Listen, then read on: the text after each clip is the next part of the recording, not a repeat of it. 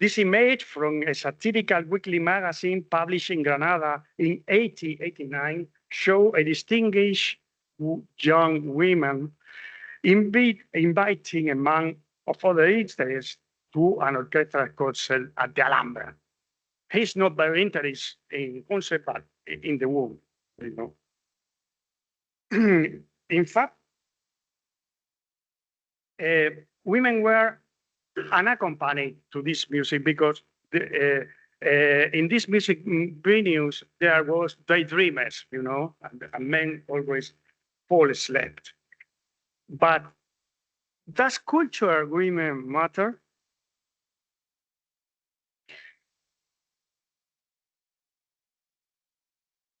Female press in the 19th century Spain combines fashion and ornate contents. Even in the middle of the century, women were the angel in the house, but without wings. Exemplary mother and honor wife. In the 1860s, these magazines intensified traditional ballads and ironized.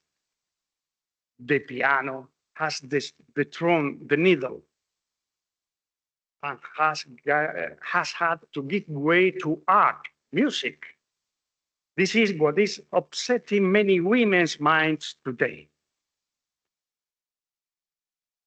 And women's mind were completely upset to the music school for young ladies in Granada. Let's see. No. No. Going.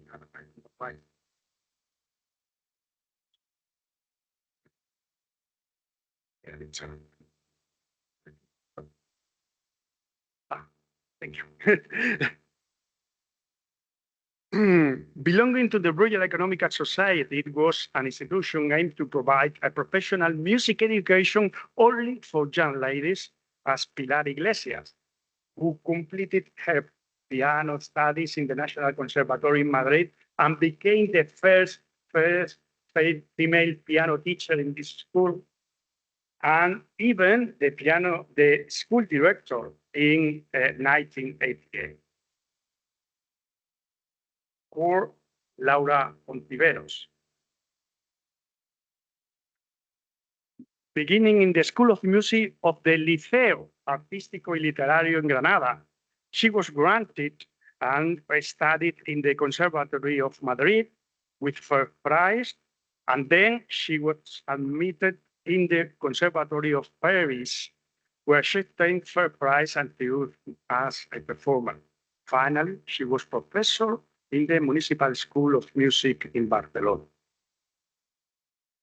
This was not an ornate education. This was little school, piano in school in Granada, that made possible women to professionality. And finally, this Sorolla splendid portrait of a soprano, Isabel Bru, serves to question the role of women as singers in the Salon of Granada. In 1856, it appeared a song published in a local magazine that reversed the moral and good state standard that young ladies should cultivate. Perhaps we need to start thinking about the true role of women in salon instead of social advancement or identity, because it was places of personal contact, even or inner and emotional expression for women or young women there. And this song, seemingly innocent, with fun music, claims it. The first stanza speaks up of beauty, the second of piercing eyes, and then the third stanza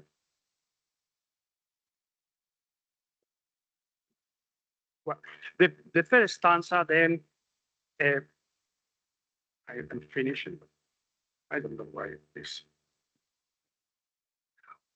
You have yeah, thank you. This is the first stanza in not so good manners, you know, and then always saying perhaps it could be, but when she is talking about 100 of the little lovers, then she said, this is indeed true. And if they say it is because it's madness. Thank you so much.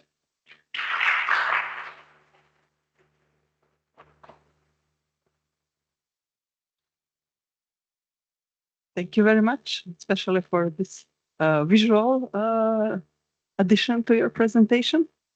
Are there any questions, comments? I have one question. Besides the piano and singing, are there any other instruments present in the salons for girls? Violin or They were considered not adequate for girls, so they are or singer, more of them, singer or piano player. Yeah, violin. No other instrument. In the late 19th century, it began violin, but there was a strong tradition that piano is a good manner instrument where the young woman can be placed and see estilos, you know. Then it was a showcase, a purpose showcase. Not for women, because guitar was a popular instrument. And then it was in like low class, and they were accenting women. And so piano, if there was a piano in the house, it's because the family could afford it. So it was a high class distinction. Thank you very much. We must proceed. I hope you have energy for one more before lunch break. I invite Maria Benić-Zovko from Zagreb to present her paper Dry Over the Keyboard, the way men do. Institutionalized by piano teaching in Zagreb in the context of upbringing young men and women from 1872 to 1920. Maria, floor is yours. Thank you, Lucia.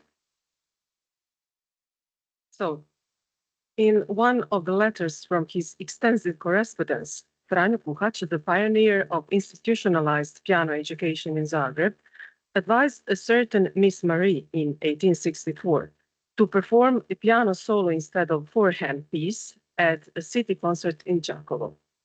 He proposed two of his own Slavic transcriptions, which he described as simple and without any bravura, but charming and gentle.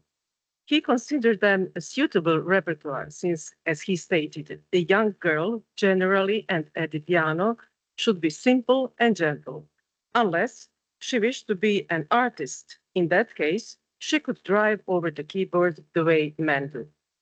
According to this, Puhac viewed the concept of artistic playing from the perspective of male superiority.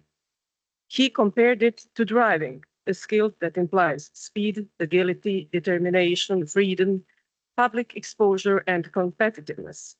Thus, he regarded art as a domain that naturally belonged to men. Such views reflect the characteristics of contemporary Croatian pedagogical discourse, which ascribe certain traits to women as inherently natural, thereby dictating the woman's education should be structured in accordance with these presumed innate qualities. Among the traits attributed to women were simplicity and gentleness, along with piety, reticence, naivete, meekness, and obedience, primarily to male authority within the household. In his text from 1873, How Our Music Education Should Be Organized, Puhac wrote that piano should be studied only by boys at the music university. He viewed most women's decision to forego a potential career as pianists in favor of their natural purpose, motherhood, and acting with the privacy of the family home as a virtue. Moreover, he believed that hours of piano practice were harmful to women's health and beauty, a stance rooted in the pedagogical community's concern for girls' physical health, aiming to prevent impediments to biological reproduction, upon which the health and survival of the nation depended. He considered time spent and developing piano skills to be wasted, time that could be time that could have been better spent learning about nature, health, and household management. He summed up this viewpoint in the sentence, good pianists, clumsy housekeepers, careless mothers. Kuhać regarded singing as a far more suitable activity for women. He believed it was healthier, most fitting to motherhood, and did not require much time. Kuhać also viewed the piano playing in bourgeois households as a radical departure from the customs and spirit of the nation, and as an embrace of German culture. He claimed that Germans were more inclined to piano playing, that singing, and that German girls were physically stronger than Slavic ones. So unlike Slavic women, piano playing would not harm their health. Kuhać also wrote about piano instruction in his textbook, The First Creation Instruction in Piano Playing for Children and Self-Taught Adults. In this work, he no longer emphasized differences in education of girls and boys. He generally stated that piano learning was beneficial on one hand, as it had a positive effect on the heart, emotions, and mind, cultivated refinement, and made leisure time pleasant. On the other hand, he believed that hours of practice, especially in early childhood, could be harmful, leading children to become sickly and nervous. He particularly stressed that piano teaching must promote Croatian music and Croatian musical taste. Thus, some 20 years later, Kuhać no longer stated in his textbook that girls should not play the piano. It is unlikely that he had fundamentally changed the conservative views he had expressed 2 decades earlier. However, omitting them was undoubtedly a shrewd business decision, given that women were expected to be the primary purchasers of his textbook.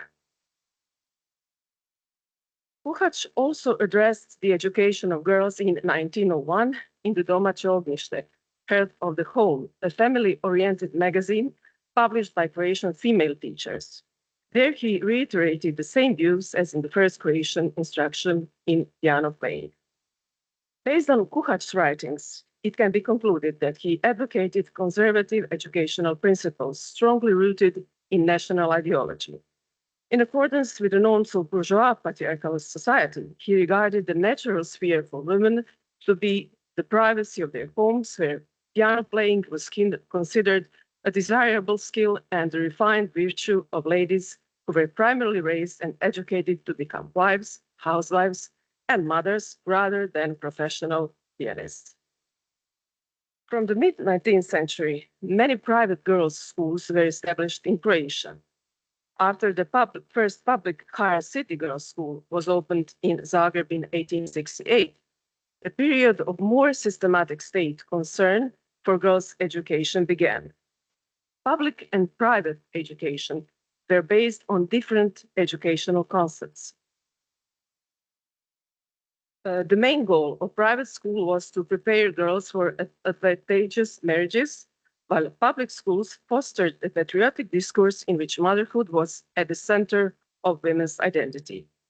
This was especially prominent within the nationalist narrative, which aimed to prepare girls to become patriotic mothers who would raise their children according to a system of national values. In addition to private schools, girls would learn piano in vocational girls' schools and public higher girls' schools, although the expectations in these institutions were aligned with the prevailing norms for female upbringing. The music school, on the other hand, was expected to provide broader opportunities.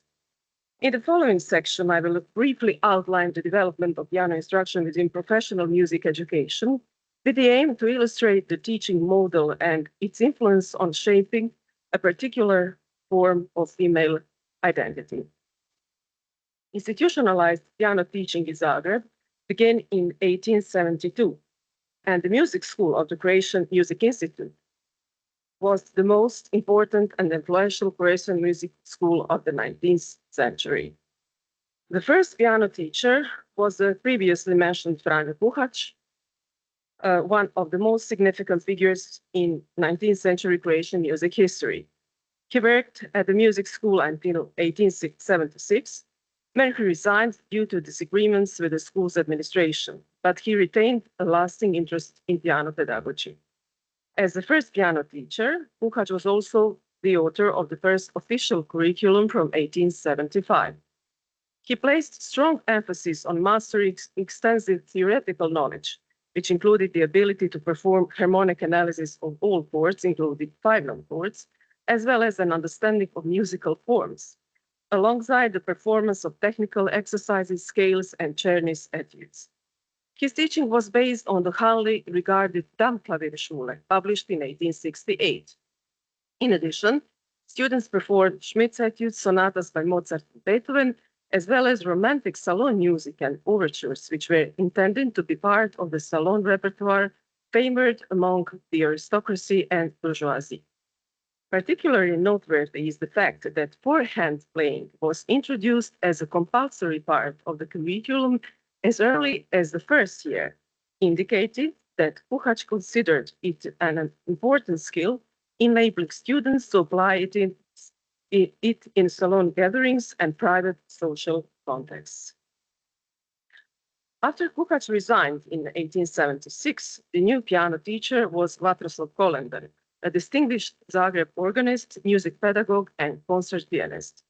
Kolender did not continue working according to Puhač's curriculum. Instead, he created a new, less comprehensive one that, in contrast to Puhač, focused on the development of practical piano playing skills. Theoretical knowledge was limited to scales, intervals, and basic chords. The repertoire included Clementi's sonatinas, Bertini's etudes, and sonatas by unspecified composers.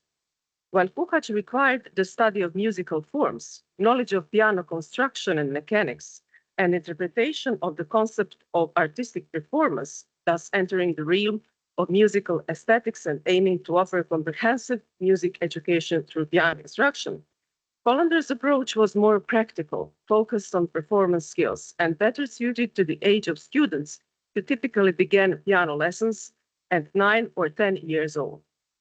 In 1881, Kolender resigned and continued teaching at his own private piano school.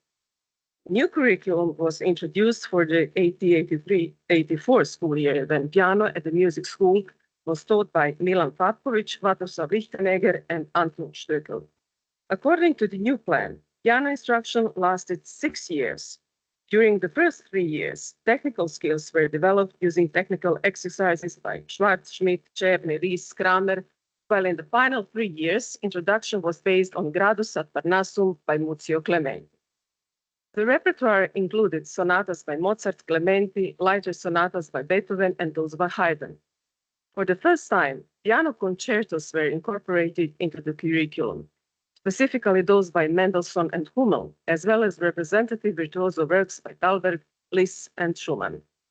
Like Puhač, and in contrast to Kolender, who did not include this aspect in his curriculum, the authors of this third curriculum emphasized the importance of chamber music. Accordingly, students first performed symphonies by Haydn, then Mozart, and later Beethoven in four-hand arrangements, followed by chamber works by Mozart, Beethoven, Schumann, and Mendelssohn. The extension of piano instruction to a longer duration enabled a more gradual and comprehensive mastery of performance skills, allowing for engagement with more complex and diverse repertoire. A fourth curriculum was adopted in 1895-96, and for the first time, piano was taught exclusively by women, who also authored both of the newly created programs. One was written by Anka Barbot-Krežma, and the other was a collaborative effort by Emilia Makanec, Slava Prof, and Olga Voršak. Piano instruction now spanned 9 years, divided into 3 levels: preparatory, lower, and higher, each consisting of 3 grades. The repertoire in the first 3 grades included simpler works, sonatinas and rondos by different composers. You can see that I will not read them all because of the time limit. In the lower level, students played sonatas by Haydn, Mozart, and Beethoven, Schumann's children's sonatas, and piano miniatures. At the higher level, students played piano concertos, Chopin's and Liszt's works, and importantly, Bach's works became systematic part of the curriculum starting with the 1895 plan. Bach's music was required from the fourth year onward, including French and English suites, the Italian concertos, the preludes and fugues from the well-tempered clavier. Both curricula emphasized the prima vista skills and chamber music throughout the 9 years. They shared similar technical demands and the structured progression of repertoire. Based on the analysis of all curricula, it can be concluded that piano instruction over a period of approximately 20 years expanded from an initial 3 years to 9, resulting in a more extensive, comprehensive, and ambitious curriculum. In the last decades of the 19th century, piano education was in accordance with the contemporary European pedagogical principles and relied on the dominant piano schools of its time. In the development of piano instruction at the Music School of the Croatian Music Institute, the year 1890 marked a significant shift as Emilia Makanec became the first woman employed as a piano teacher, thus ending the period of exclusively male piano teachers. For example, during the last decade of the 19th century, women constituted 73% of the piano teaching staff, a trend that continued into the following 2 decades. The year 1895 marked the beginning of a more complex and systematic approach to piano instruction, with a clear orientation toward professional training, achieving a significant pianistic and artistic level and public or semi-public performance. It was led primarily by women with excellent piano education and distinguished pianistic careers, which many pursued until marriage. Considering also that from the very beginning, girls made up at least 70% of all piano students at the Zagreb Music School, it is reasonable to conclude that the piano was a predominantly female instrument within the institution. Statistical data and information on the level of instruction indicate that alongside the conservative and national ideological current represented by Puhac, there existed a significantly more liberal current within professional and pedagogical music circles that provided girls with the opportunity to achieve a high level of piano education. This means that the music school was not merely a place where girls learned piano to enhance their set of marriageable skills, but also served as a kind of refuge for those seeking personal identity through the pursuit of artistic aspirations and professional ambitions. What may have begun as a fashionable activity gradually fostered and enabled greater emancipation of women. Piano education provided a space in which one form of female identity could develop, one that allowed for greater personal expression and fulfillment of potential. Despite many societal constraints, for example, the 1888 school law prohibiting female teachers from marrying, thus forcing them to choose between being wives and mothers or teachers, the music school functioned as a small institutional oasis.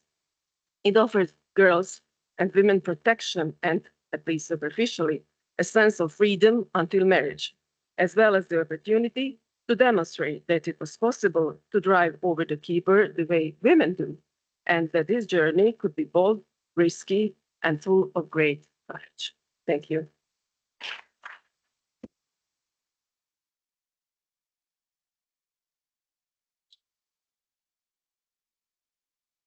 Thank you very much, Maria. I'm sure your interesting presentation will provoke some questions, especially Kuha's attitude at his start. Oh.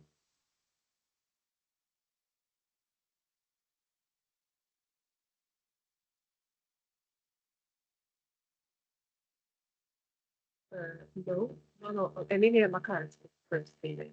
Aida Wimberger, for singing, yeah. Yes, she was the first teacher, but that was, I would say, 15 years earlier.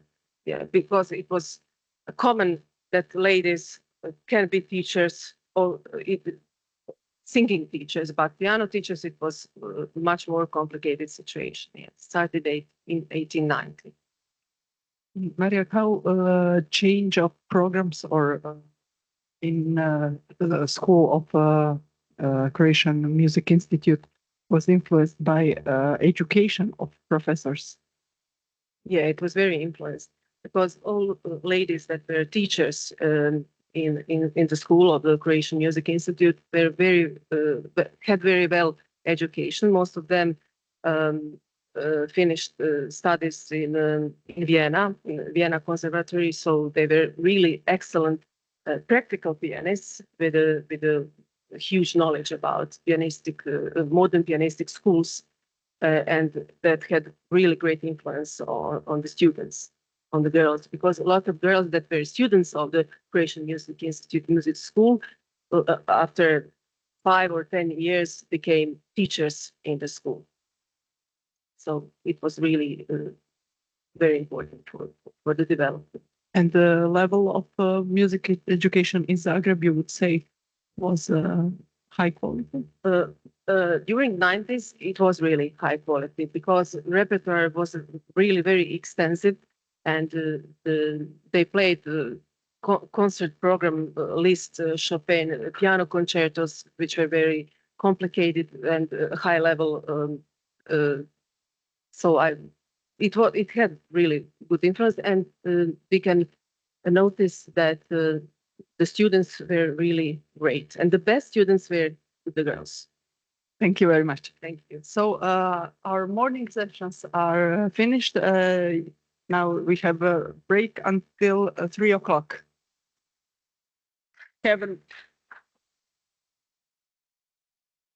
just like to tell you some information for our afternoon session. There is one person who had to change his speech. This is Aviram Freiberg from Haifa. His plane was late, so he will arrive only in the evening. So our afternoon session will last. Last afternoon session will last until 17:40. So this is one thing, and Aviram Freiberg will be then on Friday. I will announce him. And another just information for all of you for tomorrow, you might have seen already that at 1 o'clock tomorrow, it is foreseen, just a moment, an IMS study group music migration and networking founding meeting. That was an initiative.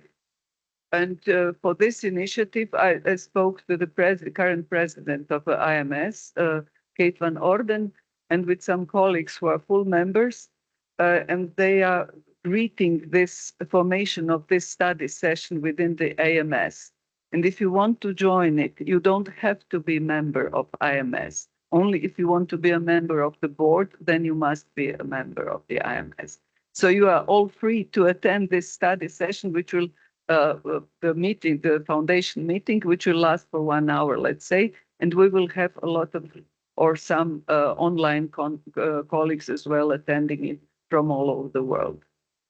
So that's just for you, and you will get the material for that tomorrow.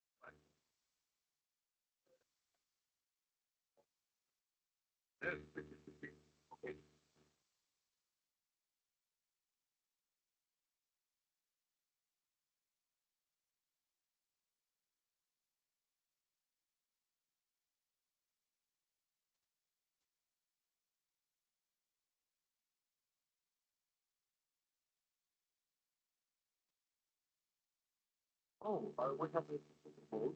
Okay. Can I just check? No problem. No problem. I will be here, but I want that it's fine. I have a right. I think of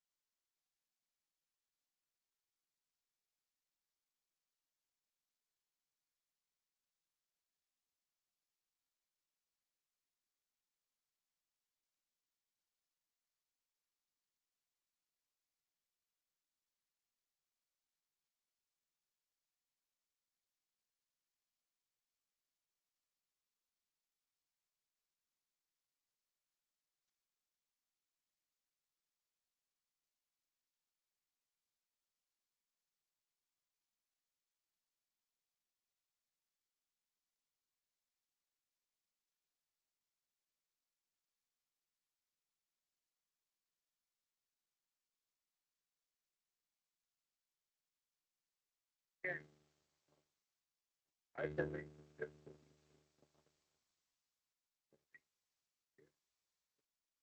I think I-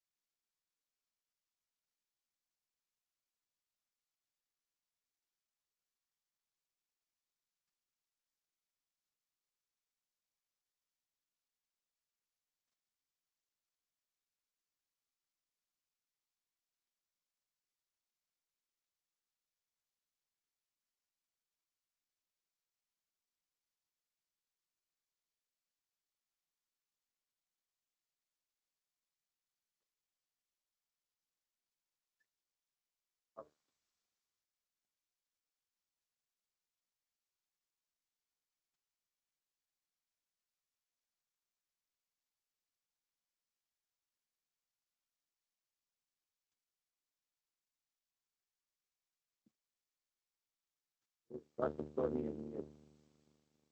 It's not it's just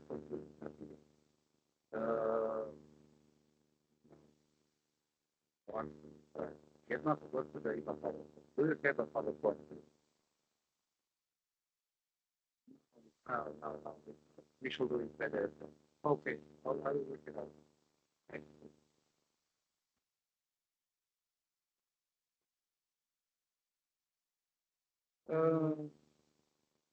Let me. Oh.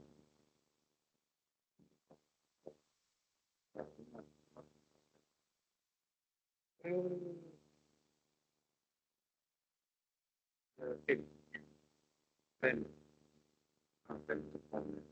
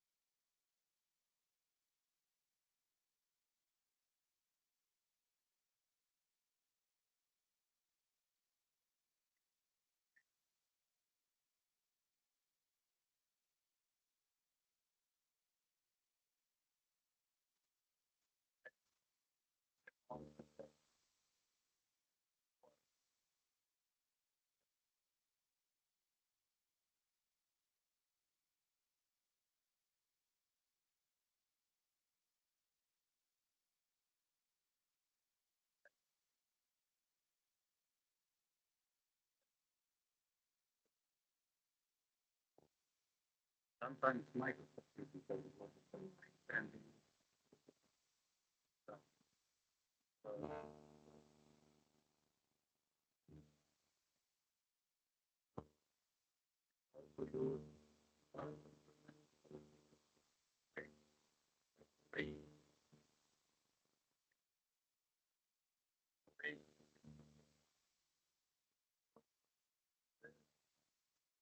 But we can't do any changes and we can't have multiple split screens because of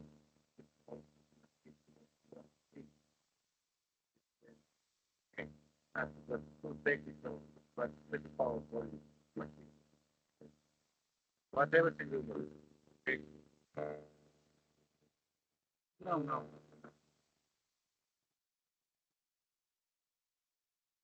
With iPad, everything. Ah, your iPad is just your mouse. Okay. Yes. Yes. Also, you have a mouse bar, a keyboard, which is also connected to this PC, and this is also wireless connected to it.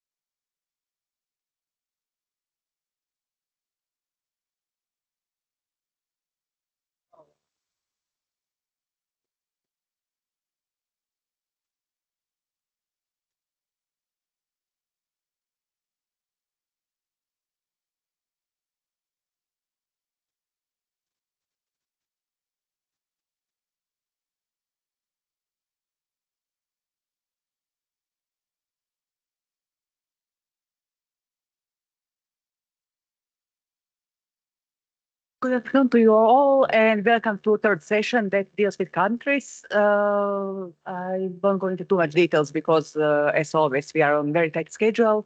I would like to introduce Dr. Rosemary Richards, who will deal with the topic of the Emigrants' Farewell, Music in Colonial Australia. Dr. Richards.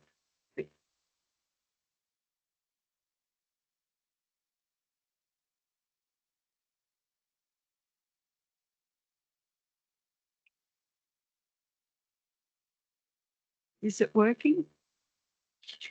And welcome comments and questions. Now it works. Okay. Before Australian Federation in 1901, Australia contained 6 separate British colonies, and many people from Britain and elsewhere migrated there. Migrants valued music that connected them to their former lives and to the wider world. My paper today focuses on some of the music collections from British migrants that have contributed to my research into music making in 19th century Australian colonial history.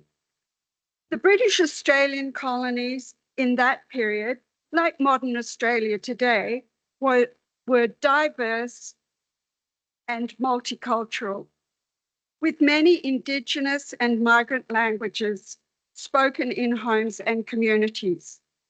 However, English was and still is the dominant language.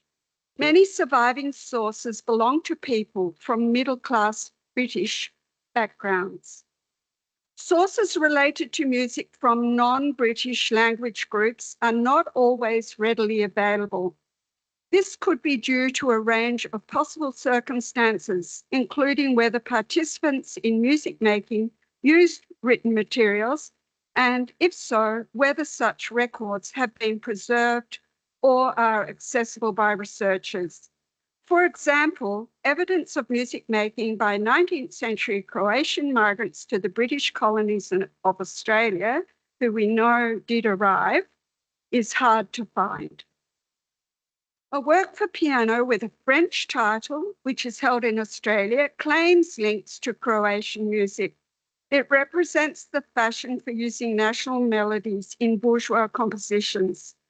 The piece was composed by Jacques Blumenthal, who was born in Hamburg in Germany, trained in Paris, and worked in London, and is found in a bound album of sheet music owned by a 19th century British colonist called Mrs. Henderson, who lived in my hometown of Melbourne. The album is catalogued by its first piece, the Edinburgh Quadrille by Charles Dabert. And I know that there's copies of that Blumenthal work in the British Library in London as well. The title of my paper refers to another piece of British music that has survived in Australia. A manuscript copy of a song called The Emigrant's Farewell is stitched into an album of artworks owned by 19th century British migrant Frances Amelia Thomas, and is now held in Australia's capital city of Canberra. Australian scholars Graham Skinner, Gillian Dooley, and Judith Francis have researched the background of this piece. It was written in London around 1834, with music by English composers C.R. Calvert and words by Robert Gouger, the secretary and promoter of the new British colony in South Australia. In 2022, I co-edited a book called Memories of Musical Lives, which presents research from scholars in both Australia and New Zealand about 19th and 20th century personal music collections. Many of these collections were owned by people of British heritage. The collections are similar to those found in other countries and include copies of music in manuscript or print. They could be used privately or displayed more publicly as evidence of musical skills and class status. My chapter in the book discusses manuscript music collections compiled by two migrants to Melbourne, Georgiana McRae, 1804 to 90, and Robert Razreda, 1817 to 57. They were both accomplished musicians, skilled copyists, and writers who displayed knowledges of languages in addition to English. McRae's and Razreda's musical choices reflect their experiences, but don't show much explicitly Australian material.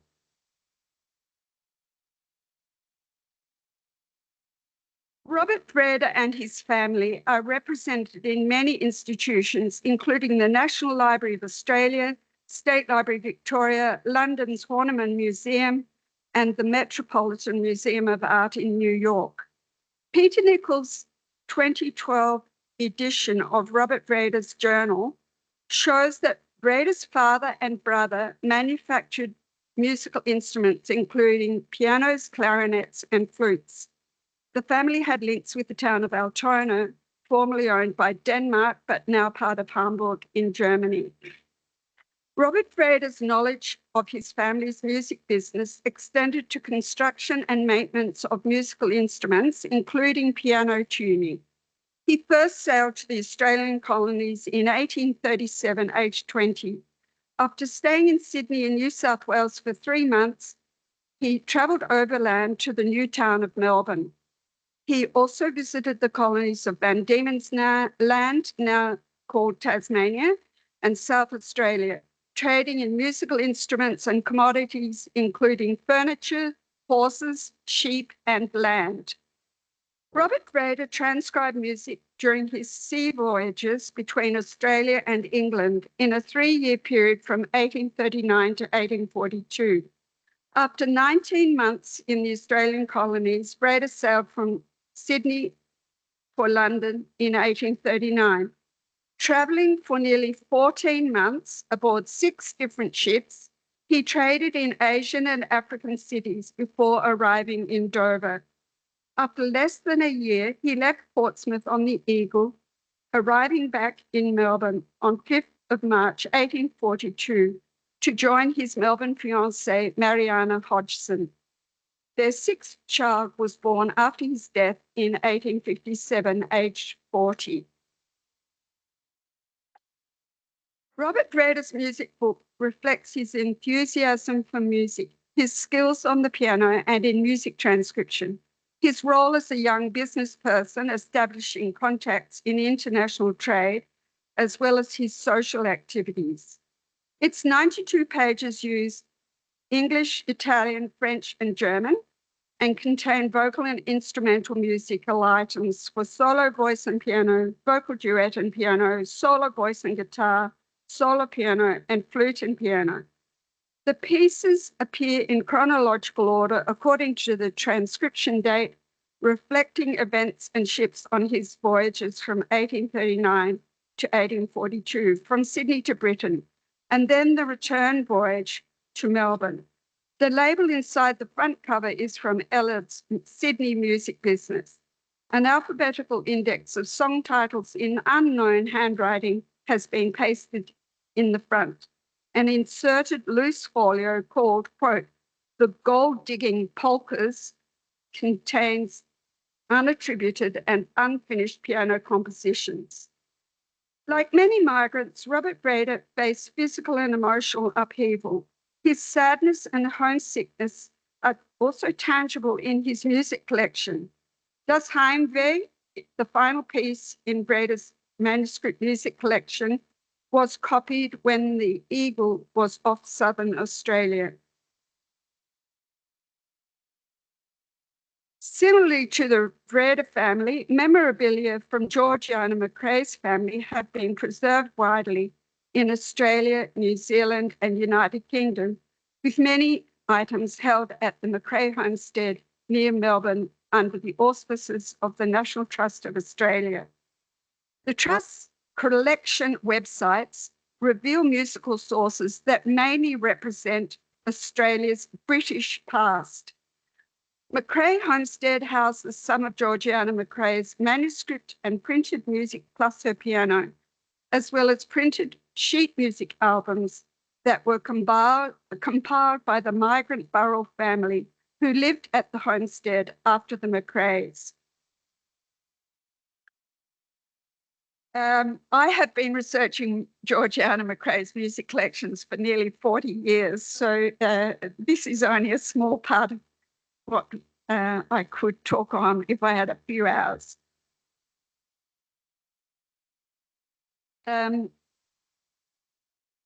Georgiana McRae was born in London in 1804, the illegitimate daughter of Jane Graham from Northumberland and the Scottish nobleman George, Marquis of Huntly, who became the 5th Duke of Gordon in 1827.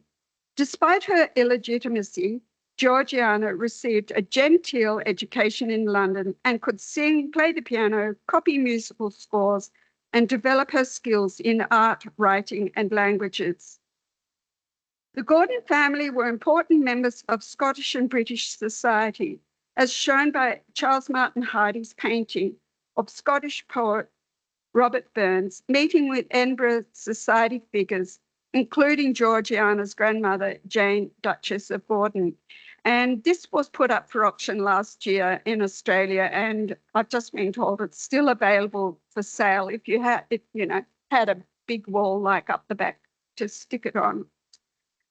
In 1830, Georgiana Gordon married a relative, Scottish lawyer Andrew McRae. Their first daughter died young. At the age of 36, Georgiana and her 4 sons, aged under 8, left Britain in October 1840 on the Argyll to join Andrew McRae in Melbourne. Andrew McRae bought his wife a piano, which they took to their bush station at Arthur's Seat, now known as McRae Homestead. The McRaes had 4 more daughters in Australia. In 1851, Georgiana and her children moved back to Melbourne, while Andrew McRae worked as a magistrate on the goldfields. Music provided opportunities for entertainment, education, social bonding, and personal reminiscences for many people in this period. Georgiana McCrae's 4 known manuscript music collections were compiled both before and after her migration to Melbourne in 1841 and include transcriptions of more than 760 pieces of music. They represent around 40 years of domestic music making, music copying, and changing musical styles. Like similar collections, Georgiana McCrae's music books contain examples of music copied by other people as well as herself and show evidence of family ownership. Her first 3 collections, with their fashionable national, operatic, and parlour music, mainly reflect her life in Britain and her affinity with the Gordons and Scotland. She brought them with her to her new home in Melbourne, together with transcriptions, which she later included with others that were copied in colonial Australia. More than 230 pages in her 4th and final collection, the Chaplin Music Book, were bound together in Melbourne in 1856. Its items include music for solo voice, voice and accompaniment for piano or guitar, and vocal ensembles for 2, 3, or 4 voices, both accompanied and unaccompanied. Some instrumental music specifies the piano, while other pieces leave the choice of instrument to the performer. The collection demonstrates Georgiana's linguistic flair with words in English, Scots Gaelic, French, Italian, Spanish, German, Latin, and Creole. Its annotations allow glimpses of the McCrae's musical activities during their migration and colonial life, which overlapped with expanding British settlement, disruption of the lives and cultures of the Indigenous inhabitants, separation of the colonies of Victoria and New South Wales in 1851, and subsequent population increases during the Victorian gold rushes.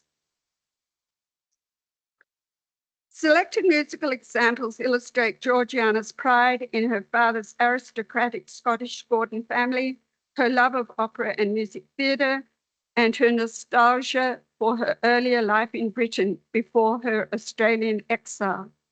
In the 1820s, Georgiana lived with her grandfather, Alexander IV, Duke of Gordon, at Gordon Castle near Fochabers in Scotland. Her La Trobe Library music book includes 2 versions of a song called Keith Moore, attributed to Duke Alexander, which used the Scots language and may have been copied from manuscript sources. The tune has been attributed to the composer and violinist William Marshall, who worked for Duke Alexander and lived at one of the Duke's farms called Keith Moore after retiring in 1792. Duke Alexander's versions of Keith Moore refer to women called Mary and Jean, who were 2 of the mothers of Duke Alexander's illegitimate children. Sorry, how much? 1 minute. Well, I'll quickly, you've seen Rossini before, and bygone days, the information's there. It is selected by Georgiana as the first piece in her last music collection. So to summarize, 19th century albums, such as those owned by Mrs. Henderson, Francis Thomas, Robert Razreda, and Georgiana McCrae, are important testimonies of the life experiences, events, and emotions of British migrants to the British Australian colonies, and provide information about their families, friends, and communities. Such sources reflect British culture from the period in which the dominance of the English language is tempered by works written in other languages. Investigations of music sources that have survived in Australia provide evidence for some of the complexities for research into the spread of European bourgeois music culture to burgeoning colonial outposts of the British Empire during the 19th century. Thank you.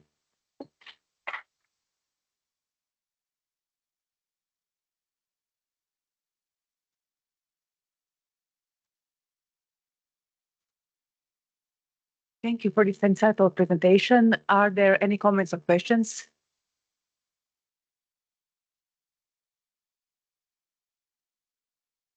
All right, please.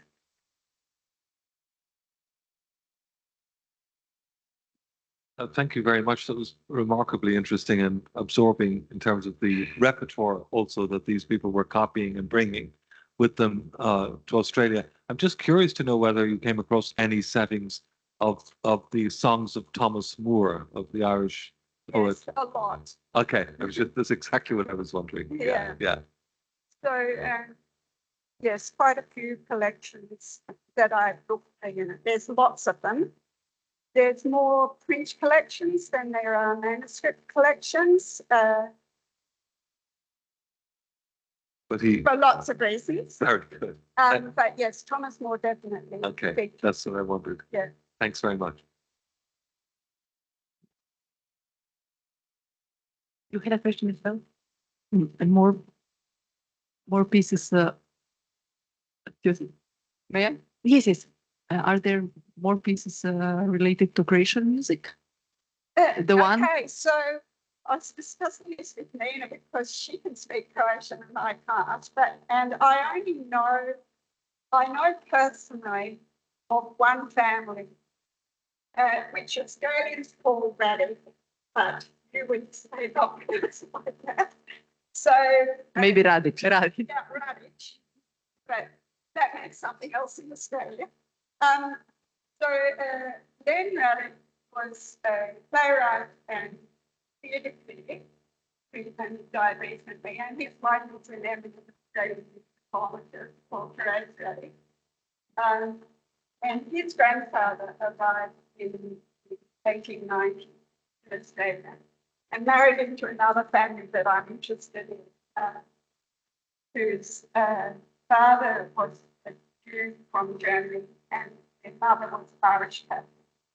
Okay, so it gets a bit complex. And so his great aunt was the Australian soprano with an international career called Kate Samuel, who called herself Madame Bender and married a Canadian called Thomas Anthony Mills, who was the famous scientist lady in London, blah, blah, blah. Anyway, apparently, getting back to your keynote, so it's likely that Len Radic's grandfather was illiterate. So what we thought of music like the family growing up. We know a lot about the Samuel side of the family, the father, Samuel, German fire and Bendigo, etc., etc. We know a lot about the Samuels, but we don't know much about the Radic side of the family. And to complicate it, the grandfather, there were two people with the same name who arrived around the same time. So Therese was unsure which one she came on for that. And according to Wikipedia, there were also Croats in Western Australia. But I can't find, I did a search in the Australian National Library website called Trove, which is how I found out Riverdale. But that was the only thing that I ever researched on Trove for Croatian music in the 19th century. The only one, which seems unlikely, but hey, that's funny. Okay, since we have no other questions, we can move on to Argyrios Kokoris with his topic, Interplay of Public and Private Musical Events in Greece's 1920s Victory Celebrations, Political Strategy and Cultural Expressions. The floor is yours.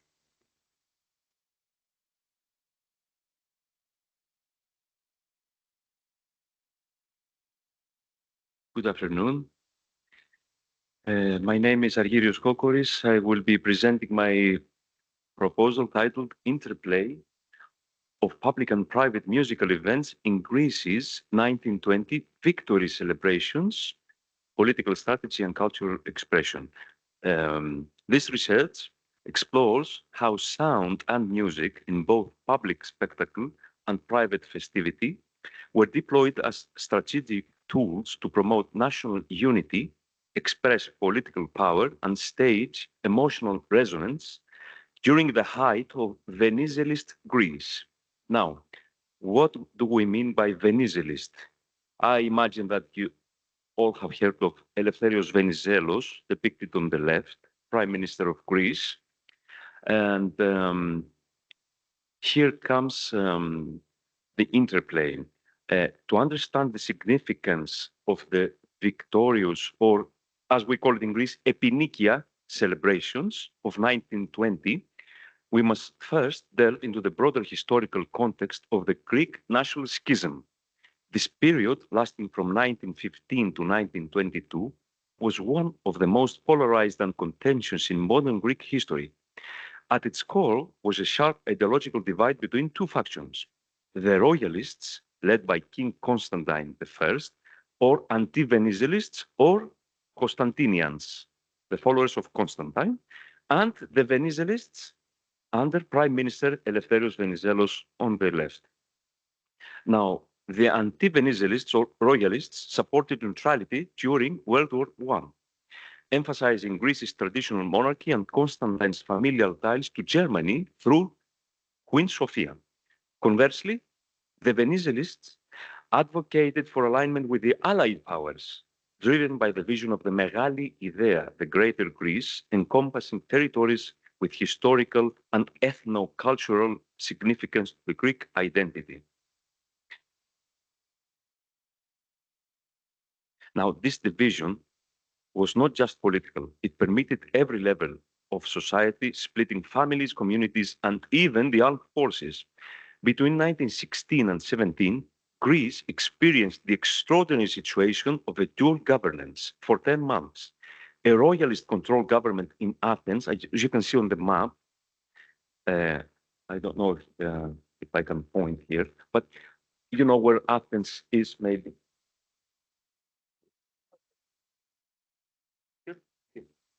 Okay, Athens is there, as you can see, and all this region was controlled by Constantine and his appointed governments, not elected, appointed government. And Thessaloniki was a Venizelist-led government called the Provisional Government of Thessaloniki, backed by the Allies.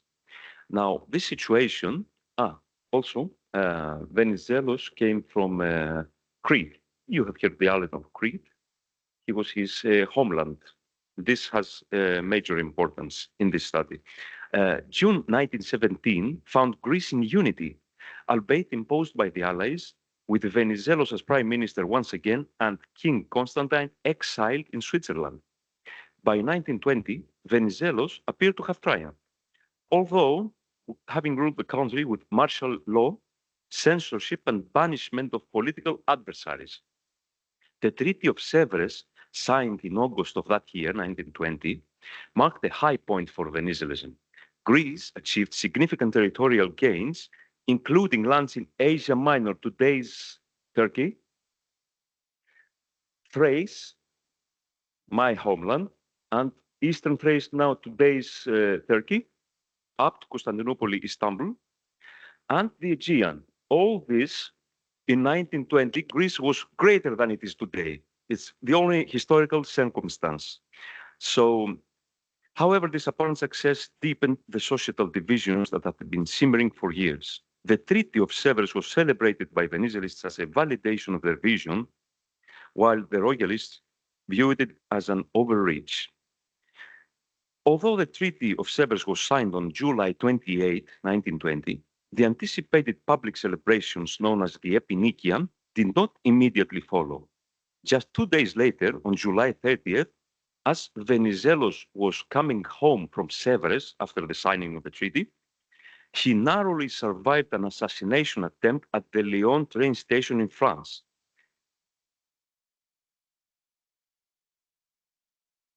This is a picture of the time. This dramatic turn of events sent shockwaves through the Greek public and political establishment, exposing the deep fissures of the national schism. The political atmosphere in Athens quickly turned volatile, and the next day, July 31, riots broke out, the so-called Iuliana, fueled by partisan rage and further delaying the official commemorations. Now, in this climate of heightened tension and mourning, the government deemed it inappropriate and dangerous to proceed with large-scale triumphal events. As a result, the Epinikia celebrations were postponed until mid-September. So this picture is of historical significance as well. Right on the very left is depicted Prime Minister Venizelos. Next to him, in white attire, is King Alexander. King Alexander was the second-born son of Constantine, but he was more of an Israelite than his father was. And the tragedy was that after these celebrations of 14 and 15 September, he was bit by a monkey and died from sepsis 3 weeks later. A series of tragic events in Greek history. So let's continue. The program for the two-day event was meticulously organized. On the first day, the formal doxology took place at the Metropolitan Church of Athens, followed by a reception for mayors at the Municipal Theatre. Mayors from all over the greater Greece visited Athens during those two-day events. And ecclesiastical hierarchs, bishops from all over New Greece. The afternoon featured the grand celebration of the Epinikia at the Panathinaik Stadium, which included a procession and military parades, culminating in the arrival of King Alexander. The evening concluded with a performance at the Dionysia Theatre and a concert in Syntagma Square. The second day commenced with a reception for the mayors at the Piraeus City Hall, followed by a lunch for ecclesiastical leaders. The afternoon was dedicated to a performance of Aeschylus's Persian and a premiere of Manolis Kalomiris' Symphony of Levendya at the Odeon of Herodos Atticus. The celebrations culminated in a gala dinner at the Zapion Mansion. We will come to this right after. Day one. The first day of the Epinikia celebrations took place at the Panathinaik Stadium, the actual picture of the time, chosen for its historical resonance and capacity for grandeur.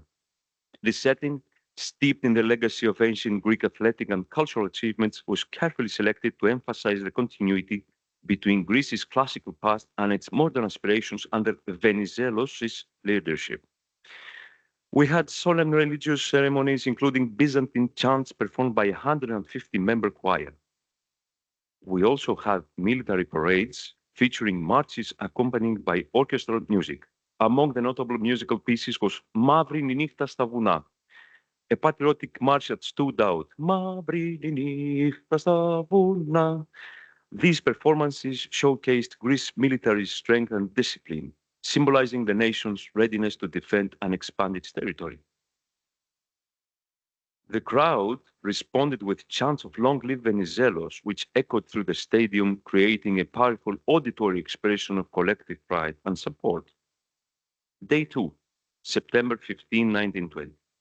The second day of the Epinikia celebration shifted focus from military strength to cultural expression, combining high art, music, and folk traditions to showcase the breadth of Greece's cultural heritage under the Venizelist leadership. Distinguished mayors and community leaders all over from Greece welcomed in Piraeus, participated in a series of parades and receptions, and later at the performance at the Odeon of Herodos Atticus, another actual picture, a historic venue that symbolized the intersection of Greece's ancient and modern identities. The highlight was a performance of Aeschylus's Persians, a play that depicted the ancient Greek victory over foreign invaders. The cultural tone continued with the premiere of Manolis Kalomiris' Symphony of Levendya. Composed and conducted by Manolis Kalomiris himself, the symphony holds profound historical and cultural significance as a product of its time.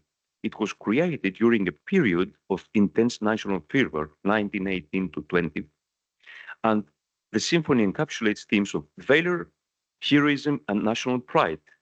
Levendya in Greek means valor, aligning closely with the political and ideological aspirations of the Venizelist regime. The symphony represents a synthesis of Greek musical modernism and nationalism, solidifying Kalomiris' role as a pivotal figure in the development of a distinct Greek art music tradition. For me, the highlight was this event. Later in the day, the focus shifted to the Zapion Mansion, another actual picture of the time, where the municipality of Athens hosted a grand banquet. The evening culminated with Mayor Spiridon Patsis delivering a toast and presenting a golden wreath to Venizelos, who responded with an impassioned speech. Now, this was a private event, destined for the mayors and the community leaders only, and Venizelos and members of the cabinet. The festivities continued with a feast, during which the press provided vivid accounts of the musical diversity representing Greater Greece and the emotional resonance of Venizelos' presence among the guests. I will present in short 2 excerpts. The newspaper Acropolis enthusiastically detailed the arrival of the conventioneers and the dignitaries, noting that upon Venizelos' entrance, the music performed the greeting anthem of the president of the government. This was Venizelos' anthem, personal anthem. Venizelos had 2 anthems. This was presented in another conference by me, one of which was composed by Manolis Kalomiris. We will hear it in a second. As the meal progressed, the atmosphere transformed into one of exuberance, with feasting and dancing taking center stage. The music performed from a balcony included various traditional dances such as Sirtos, Kalamatianos, and Pendozalis. Pendozalis coming from Crete, with attendees joining in the revelry. The scene was described as chaotic yet joyous, with individuals dancing, singing, and reciting poetry, while Venizelos himself observed with delight smoking a cigar. Another newspaper of the time, Eleftheros Typos, meaning free press in Greek, provided an even more lyrical account, characterizing the event as a genuine Greek feast of the mountains of Roumeli and the plains of Thessaly, Greek regions. The newspaper offered a vivid portrayal of the local costumes worn by the representatives, including the fez of the Turkish representative from Drama, northern Greece. We will now hear an example of Kalomiris' hymn to Venizelos.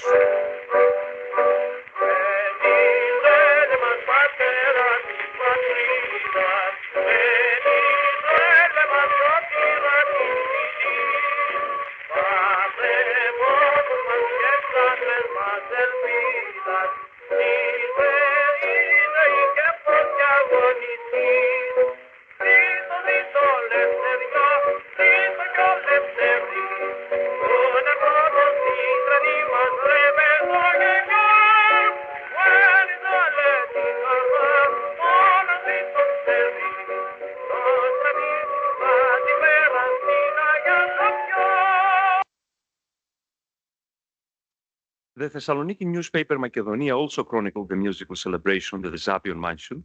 The orchestral performance featured the Cretan Sirtos, which was performed 3 times, symbolizing national regional diversity while simultaneously promoting a unified national Hellenic identity. Venizelos' appreciation for folk tradition, especially those rooted in his Cretan heritage, reflects his efforts to use cultural expressions as a means of fostering national cohesion.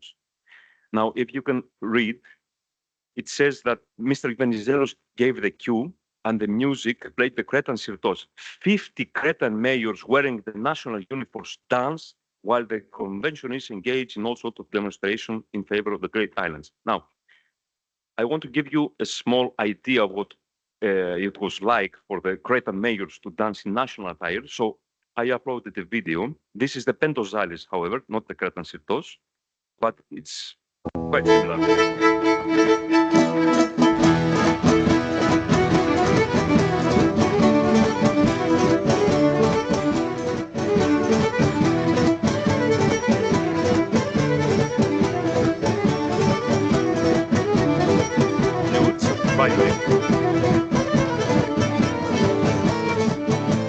National attire from Crete.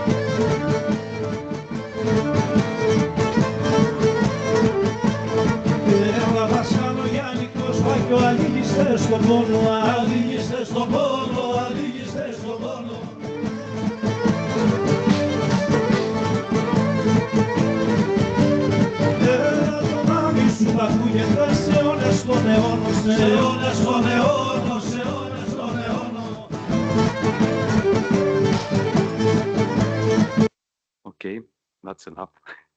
So the interplay, to conclude, between public and private events reveals a dual strategy. Grand public ceremonies provided a visual and auditory scaffolding of national unity, while private banquets nurtured the interpersonal bonds necessary for political cohesion. Public events impressed upon the masses a mythic image of Greece's rise. Private moments forge trust, kinship, and the emotional infrastructure of loyalty. Music, ritual, and dance functioned across both domains, performing power and belonging. The Epinikia celebrations therefore show how public spectacle and private festivity worked in tandem to stage national cohesion. Musical events, whether mass spectacles or intimate feasts, allowed the Venizelist regime to perform unity, cultivate loyalty, and embed memory. These acts were not spontaneous, but highly intentional. They remind us of the power of sound and music to mediate politics, memory, and belonging. Thank you for your attention.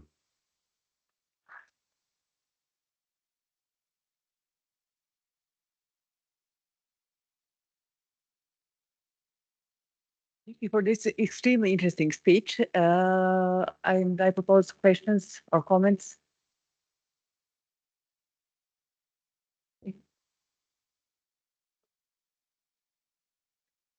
Mhm. Um, you're talking about the Panathinaik Stadium. Okay. The Panathinaik Stadium, if you visit Athens today, you can visit, it's called Kalimarmaro today. And the newspapers, I think they were exaggerating, but they're describing about 120,000 attendees. Now, I don't think that anyone could really, count sort of, but due to this civil conflict that was contextualized during this period, I think that newspapers were always exaggerating, either from the one side or the other. So we can't say, but I think that the newspaper said 120 to 150,000 attendees. I'm not sure. I have one question. During the period of National Schisma, was there a difference in the idea during the period of National Schisma? Was there a difference in understanding of national music between royalists and Venezialists, or That's a hard question. national tradition? You see, I think that this was uh, exhibited by the composers of the time under alignment to political power. This is an example is Kalomiris himself, that he was a Venizelist, a profound Venizelist, and he was showcasing it as well. Uh, there's a connection between the personal anthems, if I say, composed by composers of the time. Now, Venizelos had two anthems, one of which was composed by Kalomiris, and we listened to it, a small portion of it. The other anthem was composed by composer Kesaris, Spiridon Kesaris, who composed this, the anthem for the king as well. So I don't know if there was a direct relationship between, what was considered national music and, the political factions. It was politics. Everything was politics back then, and I think like today. I don't know if I answered your question. It's clearer now. Okay. Thank you. Thank you. Okay, are there any other questions? If no, thank you, Argyros. And I would like to ask our next presenter, Nena Beretin, with her topic, the impact of the Australian gold rush on the on music culture of the regional bourgeois societies in the 19th century.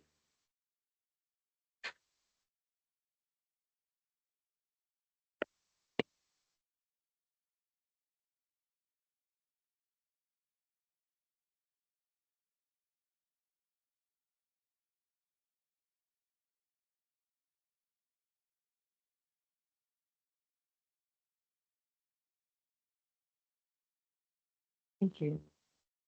In Europe, Britain and America in the 19th century Industrial Revolution created exponential economic growth and gave rise to the middle and upper classes that in turn had a significant impact on music culture. By contrast, the Australian gold rushes of the 1850s were the basis of wealth creation that impacted the music culture in the colony.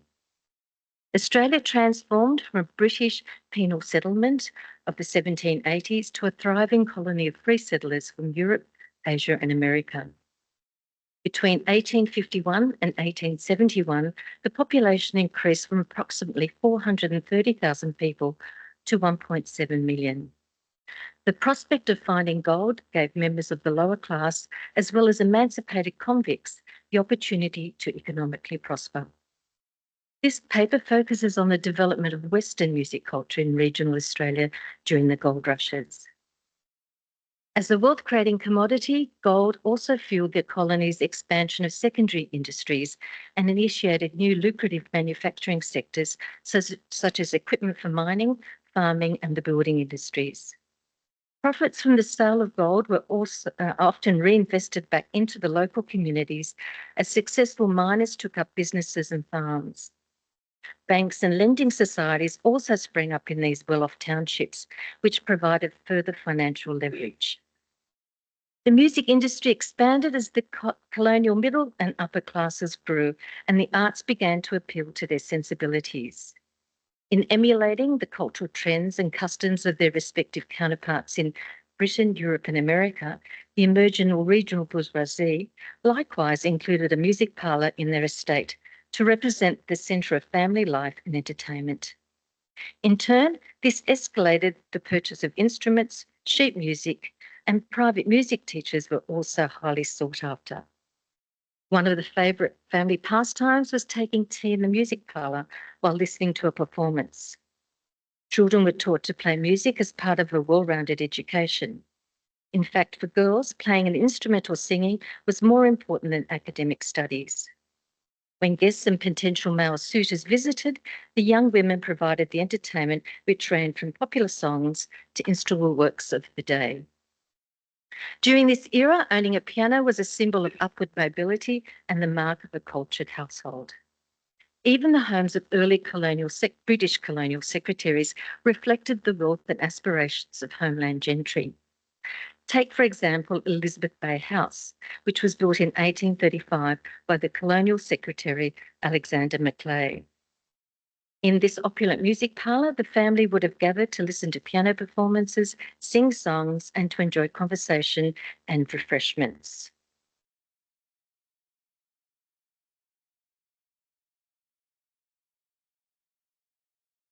Similarly, in Northern Tasmanian's Clarendon House that was built in 1838 by the wealthy pastoralist James Cox had a music parlour with a grand piano. Cox prospered even more with the gold rushes as Northern Tasmania became a major food producer for the colonies. The Victorian goldfields of 1851 created boom towns including Bendigo, Ballarat and Castlemaine. Approximately 104 tonnes of gold was extracted from these mines, which represented the largest yield in the world outside the Californian goldfields. European-style gala balls were extremely popular in the goldfields. This watercolour by Samuel Thomas Gill shows Ballarat's first subscription ball in 1854. The makeshift canvas tent looks like a typical European ballroom, decorated with flowers, an expensive chandelier and a gilded mirror. The gold rushes also lured entrepreneurial musicians who hoped to attract audiences eager for entertainment and culture. Touring musicians such as the Hungarian violin virtuoso Miska Hauser performed in Sydney and rural New South Wales between 1854 and 1858.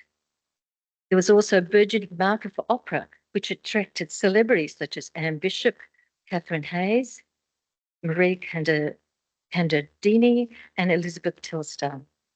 Off the back of the 1850s gold boom, Irish tenor William Lester founded one of the first opera companies. The Australian domestic music scene was also impacted by popular music culture. Singers such as Lona Montez and Octavia Hamilton were presented in makeshift concert halls. Bendigo was home to one of the wealthiest miners, English immigrant George Lancel, who purchased Fortuna Villa in 1869 from another mining magnate, Christopher Balstead.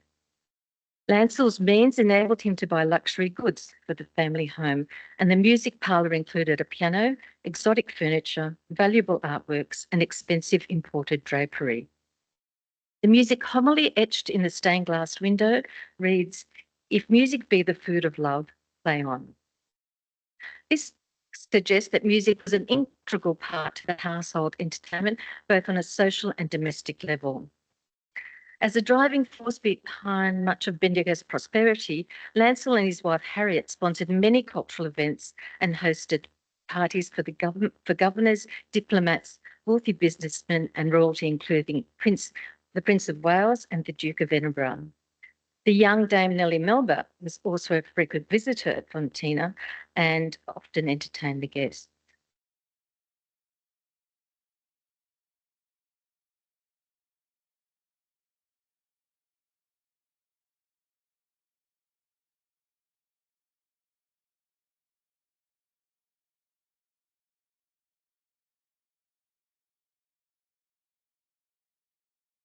The Lancel family lived a typical upper Victorian lifestyle where men participated in politics and were the breadwinners, while women ran the household and raised the children.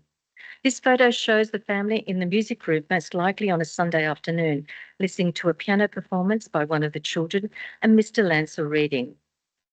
For the regional bourgeoisie, art and culture were less about social commentary and experimentation. Instead, the focus was on simple pleasures and the idea of domestic bliss. Today, Fortuna Villa is the private residence of Paul and Lisa Banks, who continue to host weddings and chamber music concerts in the music room.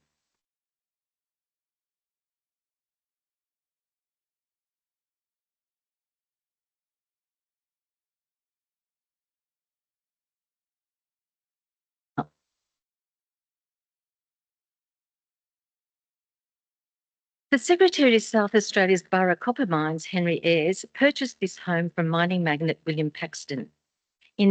By 1851, the borough supplied 89% of South Australia's and 5% of the world's copper for about the following 15 years. Ayres came to the colony as a carpenter, but his lucrative mining investments made him one of the most affluent men in Adelaide.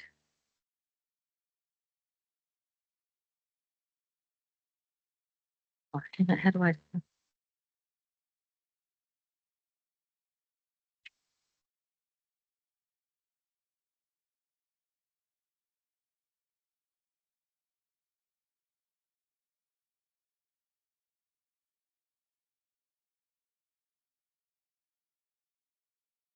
Oh, this is. Oh.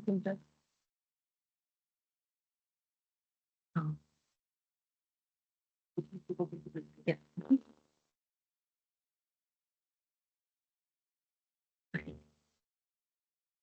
The above photo shows the Ayres music salon with expensive furniture, silverware, paintings, and a grand piano. From 1862 to 1890, Brisbane's Newstead House was owned by George Harris, who made his wealth in shipping rather than his gold-prospering venture at Iganora. Harris and his wife Jane were renowned for their extravagant parties, which were well documented in the social pages of the local newspaper. Their music room had both a grand piano and an upright. There is also a fiddle and a banjo, most likely used for impromptu outside performances as accompaniment to song and dance. Their ballroom could accommodate approximately 350 guests, and they often employed the Defence Force Band to perform. The Harrises' exorbitant living and entertainment expenses were approximately £20,000 a year, which in today's terms is around £3.5 million. In 1852, Rouse Hill House, which is in Sydney's western suburbs, was inherited along with a substantial land portfolio by Edward and Hannah Rouse and their 5 children. Their ancestors arrived in the colony as free settlers at the turn of the 19th century and created their wealth via extensive land grants and successful agricultural ventures that increased significantly with the gold rushes. From 1872, they were also the principal shareholders in the lucrative Guntuwang Freehold Gold Mining Company. Their wealth enabled the purchase of the latest instruments, which included an Arad piano, a mechanical music box that played opera tunes from Ferdinand Harold Zampa, Verdi's Il Trovore, and Donizetti's Don Pasquale. They also had a French harmonium. Their extensive volumes of sheet music bear the retail stamps from Sydney's renowned music stores, including Ellard, Woolcott and Clark, Allen's, and Elvie and Company. This compilation includes the British National Anthem, popular operatic pieces, religious hymns, secular songs such as Home Sweet Home, Stephen Fry's Willie, We Have Missed You, Charlotte Young and John Blockley's Hearts and Homes, as well as William Thomas Wrighton's The Postman's Knock. These songs contrast with the virtuosic music performed by subsequent Rouse generation. In 1874, Edwin, Stephen and his wife Elizabeth and their daughters Nina and Kathleen were the householders. They exemplified the well-to-do 19th century family. Their musical skills, along with their instrument of choice, endorsed their wealth and security, as only the rich could afford instruments, sheet music lessons and the time to practice. Elizabeth sought eminent piano and singing teachers to give private lessons to her daughters. Receipts show that Nina's piano teacher was Anne-Marie Fast, who arrived in Sydney from Germany in 1887 at the age of 32. She was a graduate of Frankfurt's Hoch Conservatorium, where Clara Schumann was professor of piano from 1878 to 1892. Receipts for sheet music, including Mozart sonatas, Schumann's Scene from Childhood, Leo Diabel's Vals de Capilla, Hermann Beren's piano studies, Stephen Hiller's Tarantella, Chopin's Nocturnes and Scarlatti's Sonatas, showed this repertoire suggests that Nina was an accomplished pianist, further evidenced by her public performances at fundraising concerts in Rouse Hill and Box Hill, both as a soloist and as an accompaniment to Kathleen. Receipts for singing lessons show that both Nina and Kathleen had lessons from the prominent Sydney teacher William Henry Sutton Feldwick. Kathleen also took singing lessons in Sydney for approximately 3 years with Helen Kingsmill Shaw, a former concert performer. Rouse House now is a public museum and contains Australia's largest 19th century domestic sheet music collection that provides valuable insights into the level of music education and the way the Rouses entertained family, friends and the people in their district.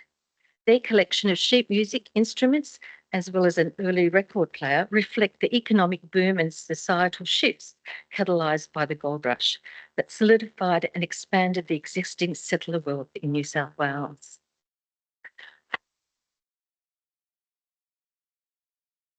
To conclude, Australia's vast gold reserves made the colony a popular destination, and by the 19th century, the gold rushes helped to create a wealthy, liberal society with a high living standard. The enduring impact and legacy of the bourgeois model includes the emergence of public ownership and accessibility of 19th century once private sheet music collections and historic instruments, the transfer of once private homes discussed today to the public via the Australian National and State Trusts that continued the 19th century of salon-style music concerts, as well as being a model for select 20th and 21st century intimate public performance spaces such as the Utzon Room in Sydney Opera House and Ukaria in the Adelaide Hills. Judith Nielsen's Inner Sydney Indigo Slam and its music room Phoenix best represents the model of a 19th century home. Completed in 2020, Judith's private philanthropic initiative provides a music room with 3 pianos, including a 19th century Arad forte piano, a 1931 Paul Henningsen designed grand piano, and a modern Fazioli. Phoenix presents emerging musicians across all genres, and these performances are accessible free of charge to audiences via a public ballot system. Thank you.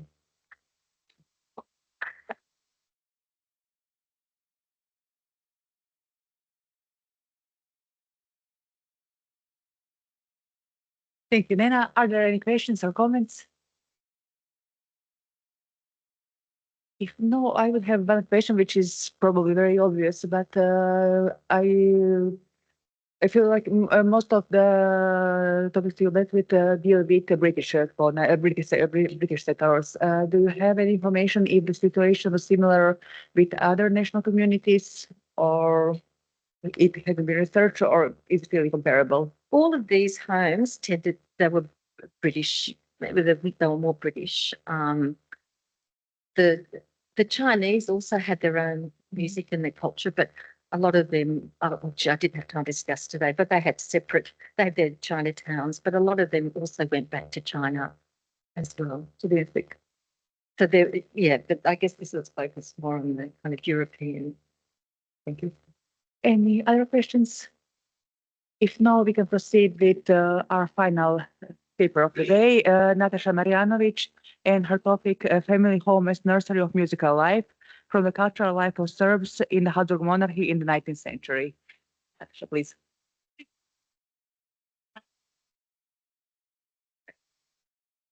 Thank you. Respected Mr. Tuksar, Mrs. Katalinic, dear colleagues, first of all, I would like to congratulate for the organization of this important and very pleasant conference and to thank you for accepting my proposal. This presentation is going to sketch the multi-layered existence and status of music in the private life of Serbian population in the Habsburg monarchy, in the coexistence with the music practices of other nations in this multinational environment. Besides musical notation and other primary sources, a remarkably valuable insight was provided by the 19th century's documentary artistic memoir prose. A solid base for reviewing memoirs was found in historical, cultural, and anthropological studies, together with those in the field of art history, ethnology, and literature, which research not only phenomena of public social sphere, but private everyday life too. Therefore, the primary sources for this research, which main findings I'm briefly presenting today, were the pieces of documentary prose written by prominent Serbian cultural workers in the second half of the 19th century. They are regarded as a valuable material for exploring the links and flows between Serbian cultural and musical histories. I have analyzed the dominant types of writings of that time. As you can see, memoirs, diaries, autobiographies, and travelogues, as well as some selected biographical essays of the renowned individuals of the era. These include writers, statesmen, politicians, and artists who made testimonies to musical life in their writings. Keeping in mind the literary theoretical approaches to the Serbian memoir literature of the 19th century as a specific reflection of the relation between reality and narration through the lenses of personal experience and author stylization as well, we believe that mentioned sources are extremely important research material for musicology, literary history, and anthropology, and their biggest contribution is exactly in giving evidence on music as an important part of private life. For this research, it was important to perceive the general social climate during the 19th century, and especially the movements and statuses of memoir writers in the sphere of culture and art, and particularly important elements of their everyday lives presented in the documentary texts themselves. Many questions were raised regarding the context in which authors started to write their observations on musical life of the environment they belonged to or they came across during different life periods, while growing up, studying, traveling, and so on.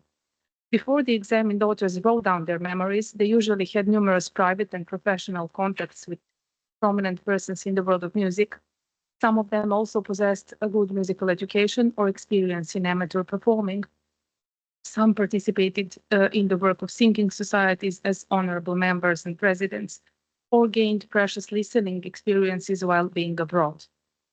Music, as well as other art contents available in the different environments where Serbs lived, colored the characteristics atmosphere during the process of memoir writing, and in some cases even had an effect on a narrative style.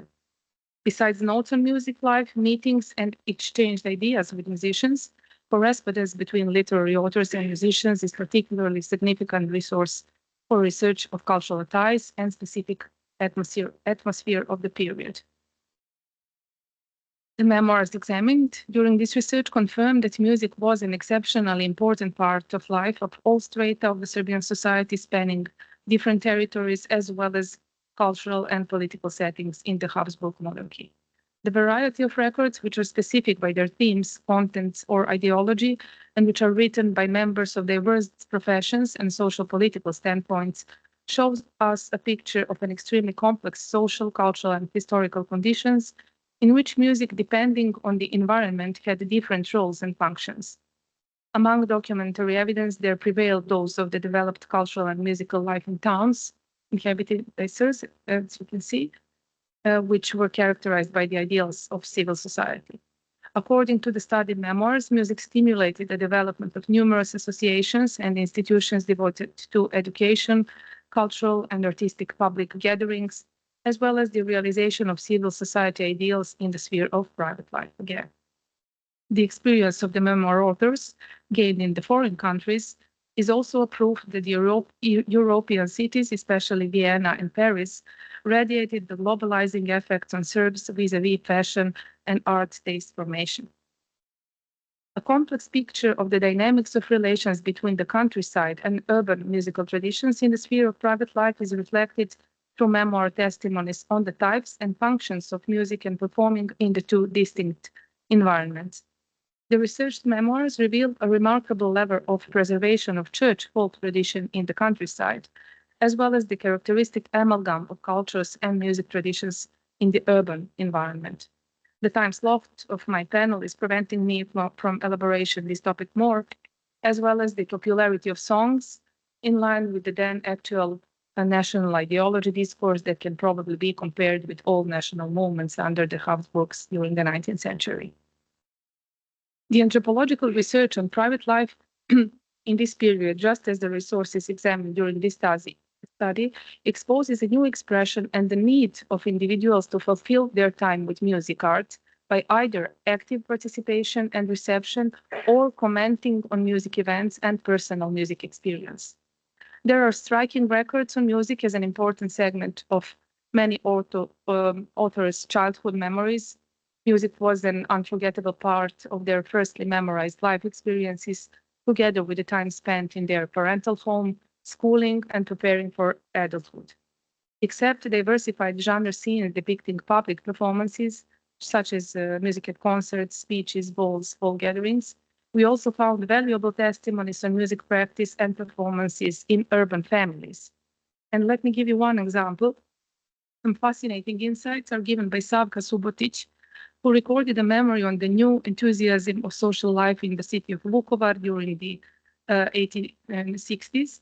She was married to Jovan Subotic, an honored writer and politician who served as a deputy head of the Srem district and president of Ford, headquartered in Zagreb for a while. The couple spent several years here during the 1860s, living an elite life with high social and political circles of Serbs and Croats there. As the president of the Croatian Theatre Steering Committee, he was also very active in the sphere of cultural promotion and literature. His wife emotionally depicts their meetings, celebrations, and artistic events there. She recorded an especially dynamic winter when the parliament was gathered with deputies such as Juraj Strossmayer, Franjo Rački, Ljudevit Gaj, Ivan Kukuljević-Sakcinski, and her husband, Jovan Subotic. She also highlighted that outdoor parties and meetings were held in this social environment with ladies participating in playing, singing, and reciting. It is also valuable to have testimonies on the presence of church songs, not only in its basic liturgical function, but also in the sphere of private life of families in both rural and urban environment. I wanted to share with you just some examples. Here it's one score. First of all, made for the mixed choir, but also it was appropriate to play it on piano. It was done by Cornelia Stankovic and published in Vienna. And another example also from the same composer, beside his manuscript with liturgical songs, he made some testimonies that his mother sang those songs to him just like lullabies when he was falling asleep. Many amateur musicians were portrayed as forerunners of interest in and spread of musical topics and active participants in the performing practice, among which we find some prominent writers, poets, lawyers, and doctors. When we speak about status of music as a topic in memoir narration, it is necessary to have in mind that the type of record on music is conditional upon stylistic and formal characteristic of specific documentary genres. The author's initial relation toward the pieces of his or her own memory, as well as his or her process of writing, inevitably determines the position of music as a theme in the thematic and morphological organization of each memoir writing. So it is possible to talk about a sort of typology of documentary testimonies on music that we collected during this research. The testimonies mostly written in memoirs, mostly bring general and factual descriptions or evaluation of social events that included musical contents, like concerts or choir ensembles or prominent instrumental players, balls, theater festivities, various celebrations organized by singing societies. While autobiographic and diary memories are characterized by focusing on the author's personal musical experience. From the perspective of musicological research, it is easy to recognize the factual chronicle data as an important extension or confirmation of the previous knowledge, especially while exploring biographies of both well-known and less-known musicians, then segments of composers' creativity, work of music institutions, or various aspects of performing activities. At the same time, fragments that possess fiction and poetics to a certain extent cast a new light on an important field of no less relevance for musicology, the field that shows us how music reveals the diversification of inner spiritual experiences and stimulates the author's initial writing and creative impulses. So to conclude, the conducted research casts some new lights on the issue of private and public and the interconnectedness and interdisciplinary relation between the fields of literature and music in the 19th century.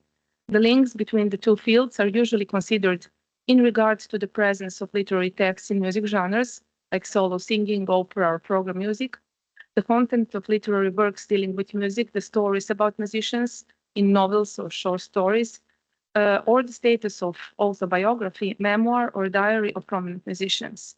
In fact, a further twofold debate is encouraged, that is on the presence of music as literary topics through memoir documents on music life and as topic in fictional literary works, and on the problem of influences of literary history on musical historiography. And I hope that this elaboration would lead us toward numerous further fields of research and the results too. Thank you.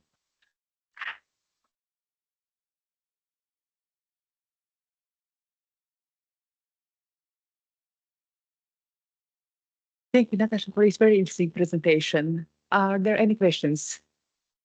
Please.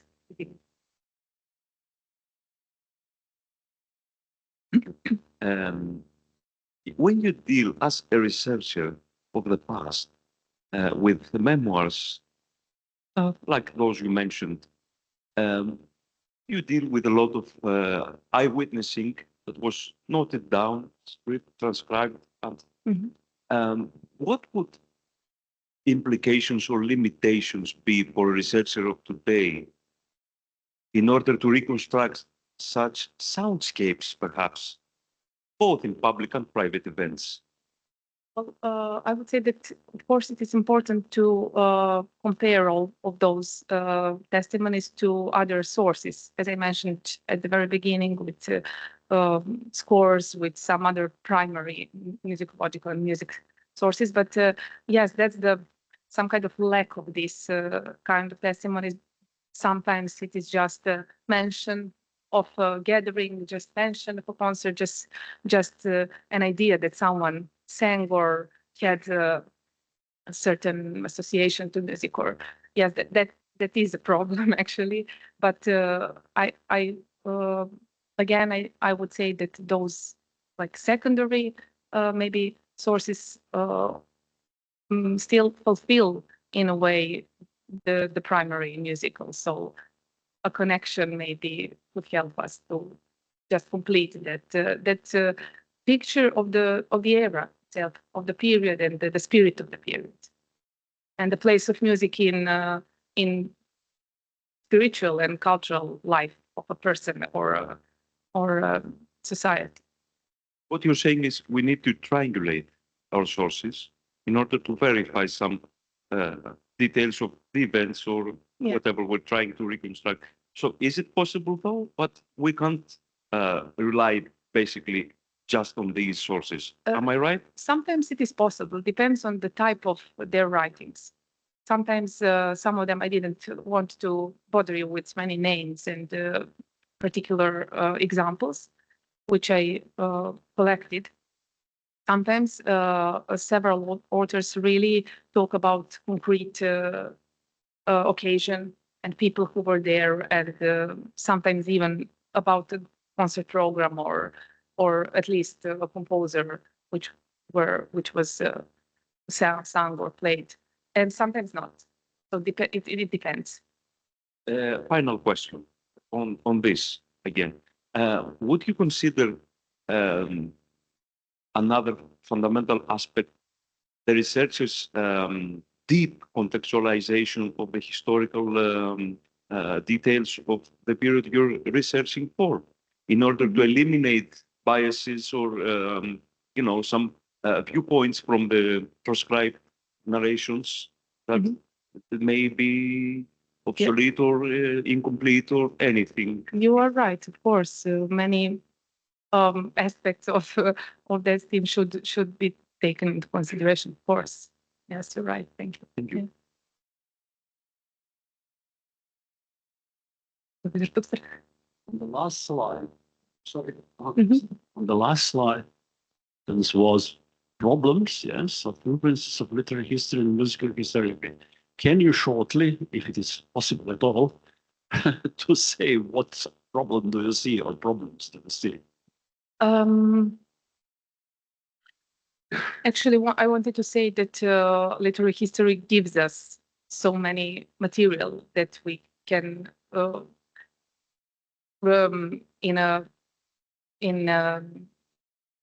not just in a certain way take into consideration as a source for musicology research, and then also for musicology writing and to historiography in that way, mostly in that way.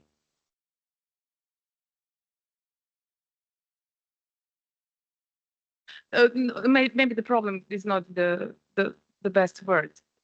The issue, yes, the issue is a better word. We'll talk about this later, right? Thank you. And with that note, if there are no further questions, we can continue with this discussion in the coffee salon. Thank you to all our presenters, and we continue in 20 minutes in 20 to 5 or 4:40, whichever way you prefer.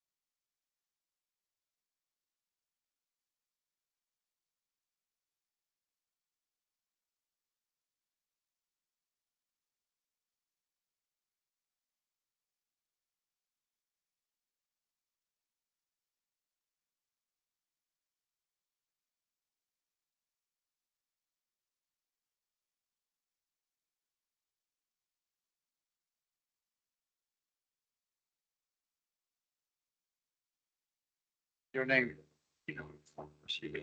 Achim, okay. Don't be shy.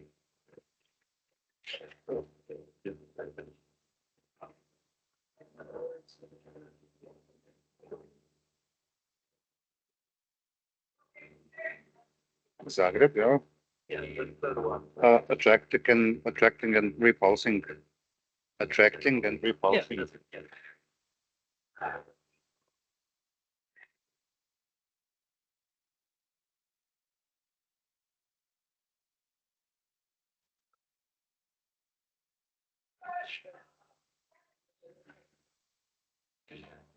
Okay.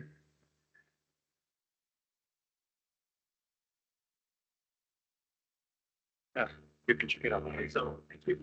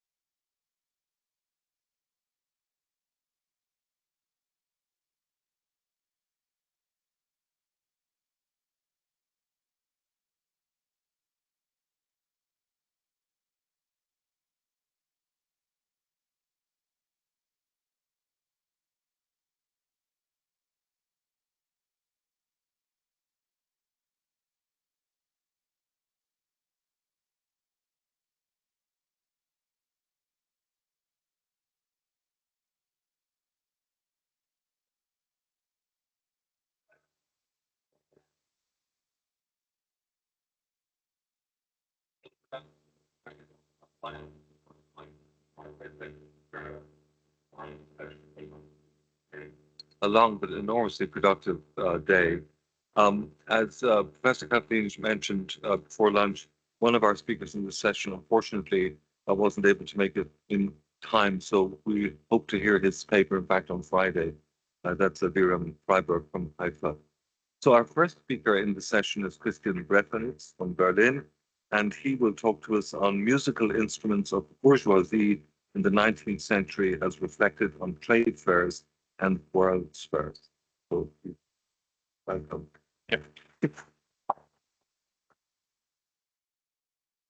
Yeah, thank you very much, Harry, for the kind introduction. And yeah, thank you for the opportunity to give this presentation here today.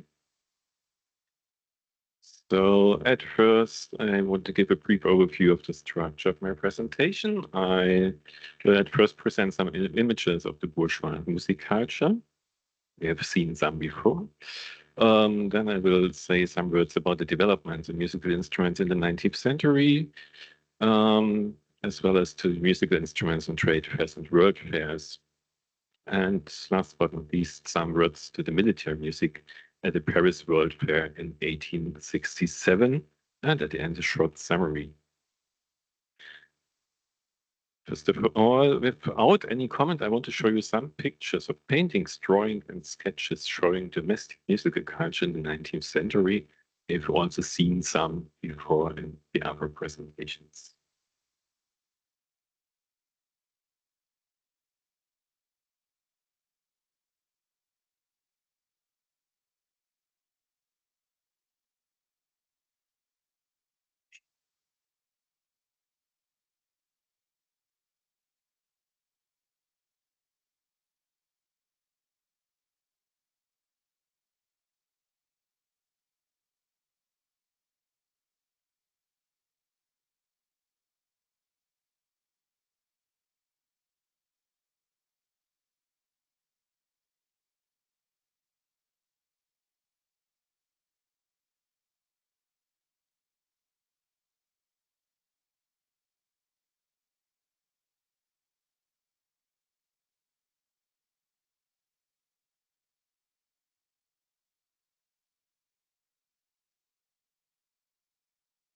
So even if it was selected works, these pictures already reveal a certain dominance that points towards the piano. But what happened in the development of musical instruments in the 19th century? What are, so to say, the core innovations? The first, the valves for brass instruments. Valves for brass instruments were invented in 1814 by Heinrich Stölzl and Friedrich Blümel. Both gained a Prussian patent for that invention in 1818.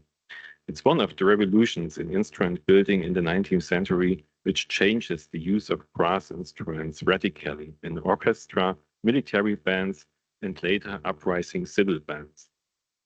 Especially until the 1950s, several improvements were made, for example, by Ullmann in Vienna, Perrinet in Paris, or Wiebrecht in Berlin. The valves led also to the development of new instruments. Instruments like the bass tuba, which was an invention by Wilhelm Wiebrecht and got patented in 1835. Johann Gottfried Moritz was the builder of that instrument, which you can see here on the bottom. Maybe the saxophone is the today's most popular invention of the 19th century. Constructed by Adolf Sax in the early 1840s, it became patented at 28th of June 1846. Originally intended for orchestral use, it was quickly adopted by French military bands and became later a standard instrument of jazz music. As you can see, Sax developed a whole family of these instruments, ranging from the soprano saxophone to the bass saxophone. Later also he constructed a contrabass saxophone, which is quite huge. Theobald Böhm was the son of a goldsmith who started working in his father's business at an early age. Here he acquired the technical skills that would also help him in flute making. Theobald Böhm was also a talented flutist and became member of the Royal Court Orchestra in Munich in 1818. He did not give up flute making, however, and in 1828 Böhm opened his own workshop. He developed the instrument in 2 steps. In 1832, the wooden conical Ringklappenflöte, so a kind of key flute with a new key mechanism, which you can see on the top picture. And in 1837, the cylindrical flute made of metal, here in silver, with a sophisticated key mechanism that made the instrument easier to play with virtuosity. It's an instrument that differed from the much quieter transverse flute in its powerful sound and balanced tone. Nevertheless, this invention was initially met with resistance as musicians had to learn a new fingering system. While the new flutes were popular in England and France, they were slow to catch on in German-speaking countries. Alpheus Babcock was a Boston piano maker. His most significant contribution to the evolution of the piano was his invention of a one-piece cast iron frame, including the hitchpin plate, for which he received a patent on 17 December 1825. This invention is regarded as the basis for subsequent piano frame development. At first applied on square pianos, it was later adopted to upright pianos as well as grand pianos and became the standard of the so-called modern piano. One of the most popular inventions was the upright piano, patented for the London-based maker Robert Warnum in 1826. These instruments shall become the most popular model for domestic use, and I think you have seen many of them on the pictures I display at the beginning. When you see the dimensions given here of that instrument, then you see that it's really compact instruments with a height of just 1 meter 4. So very nice to have in small flats at home. There were several more inventions. In 1821, from Sebastian Erard, his new piano action, which the reputation lever, so it's called double escapement, which sets the basis for the modern grand piano action. In 1829, Cyril Demian in Vienna named the instrument accordion. In the same direction goes the invention of Charles Wheatstone in 1844, which was patent for the concertina. There are several upper harmonica instruments which were developed in the first half of the 19th century, and later on in the second half of the 19th century were special developments like the Wagner tuba, the Heckelphone, and other instruments for the orchestra. Development in musical instruments during the 19th century can be described by 3 main points. Innovation and mechanization I have mentioned. The third one is industrialization. Streamlining of work processes and mass production are leading to even larger companies. The profession of musical instrument making is also changing. Many small workshops are being transformed into huge companies, as can be seen in these 2 examples. So you see on top an image from Diderot and d'Alembert, manufacturing of brass instruments in their encyclopedia, where you can see an image of a traditional musical instrument making in small workshops, and then the transformation to these really huge companies with huge company areas, like it can be seen on both the bottom pictures with the piano making company of Blüthner in Leipzig and the wind instrument manufacturer Anton Müller in Graslitz. The division of labor in turn has led to the emergence of specialists for different components. In the field of brass instruments, for example, there are bell makers and machine makers. So the instrument is not built incomplete by one maker. We have specialized sub-workers, so to say. This division of labor was not only carried out in large factories, but also in home-based workshops.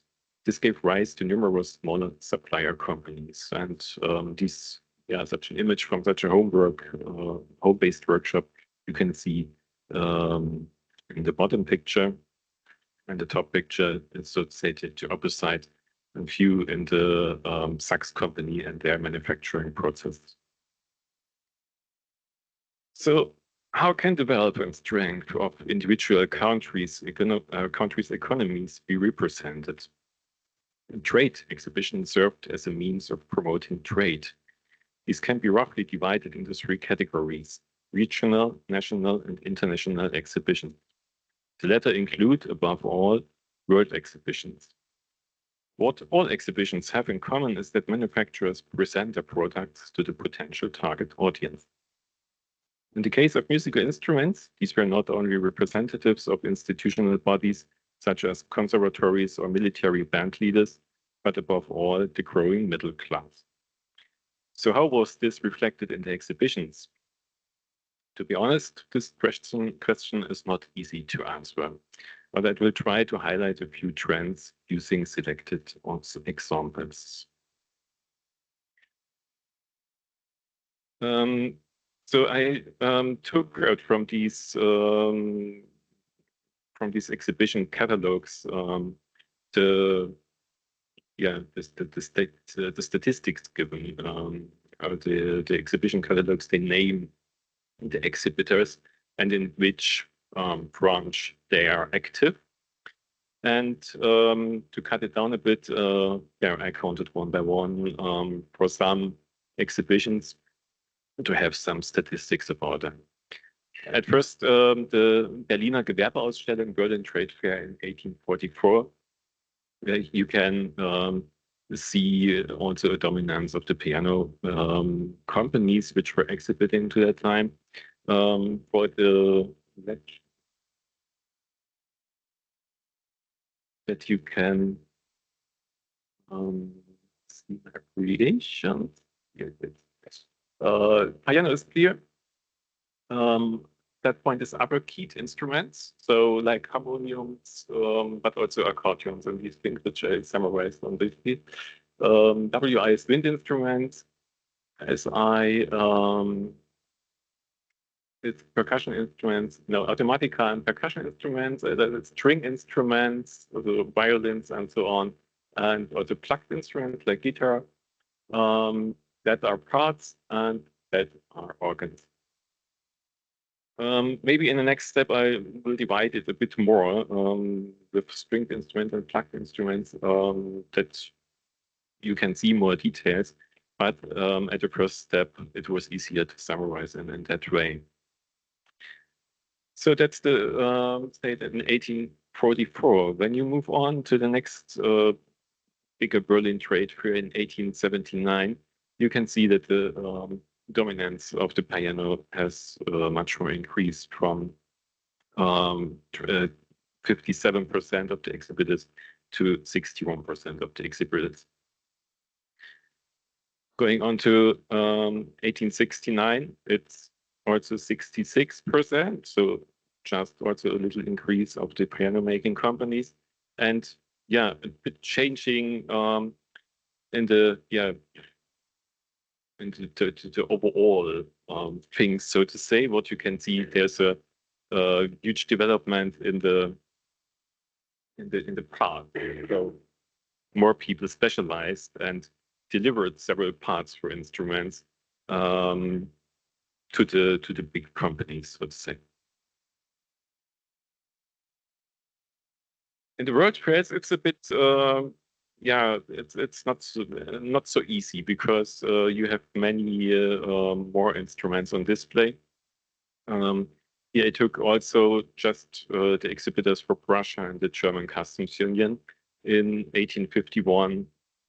You have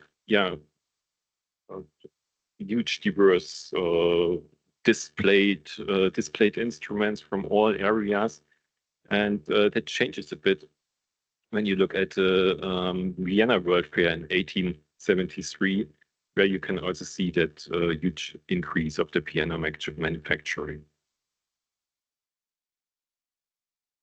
The exhibition reflects to some extent the composition and significance of the local or national musical instrument industry.